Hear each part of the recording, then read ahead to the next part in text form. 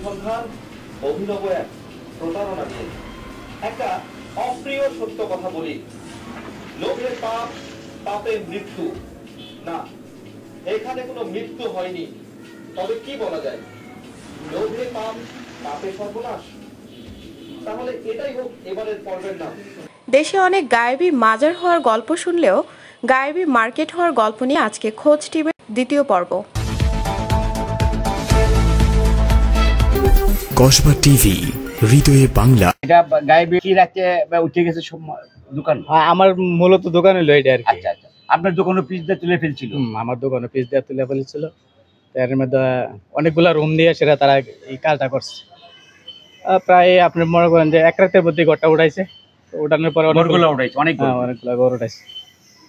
তো তার মধ্যে মনে করেন যে আমার দোকান হলো এটা, তো এখানের মধ্যে আমি স্টল হিসেবে মানে দোকানটা চালাইতে পারি। তারিখের পরে কিনা শেখ হাসিনার পতনের পরে কি হলো ঘটনাটা? শেখ হাসিনা পতনের পর এখানে আর দোকানপাট কিচ্ছু নাই না, তখন একবারে খালি। মানে কে করেছে? জনগণ করছে। জনগণ মিছিল নিয়ে আসছে, মিছিল নিয়ে আসে এটা ভেঙে চুরা পালাই দিছে। রাত্রে এটা গরু উঠে গেছে, শব্দ আপনার গরু উঠেছিল, মানে গায়েবী মার্কেট উঠেছিল এক রাতে। আচ্ছা, এরপরে কি হলো? 2-300 লোক আয়া, তারপরে এটা মামলা হয়েছে। মামলা হওয়ার পরে ইনভিশন জারি করে রাখছে। তারপরে এটা ভাঙছে।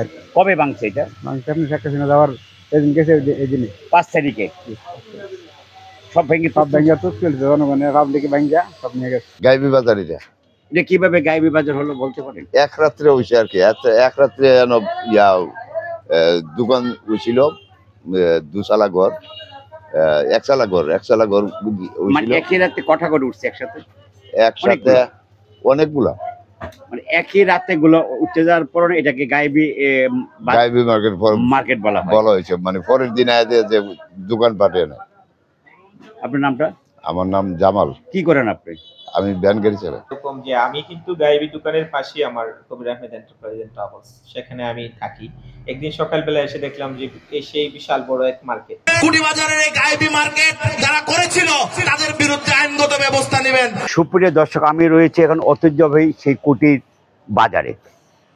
এই বাজারটি এককালে খুব রমরমা বাণিজ্য ক্ষেত্রে পাটের আর গুদাম হিসাবে, পাট বাণিজ্য হিসাবে বেশ নাম কাটা রয়েছে এই ঐতিহ্যবাহী বাজারটি।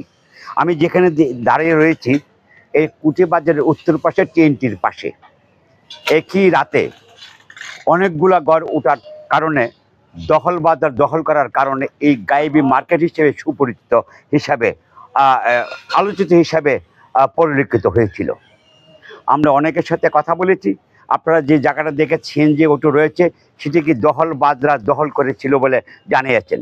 তবে আপনাদেরকে আরেকটু বলে রাখি, ইতিহাস ঐতিহ্য এই জায়গাটা ছিল নাকি আব্দুল গনি মিয়া, মানে AK-M আজিজুর রহমানের পিতার আরওয়াজ এবং CS খতিয়ানের মূল্যে মালিক ছিল বলে আমরা জানতে পেরেছি।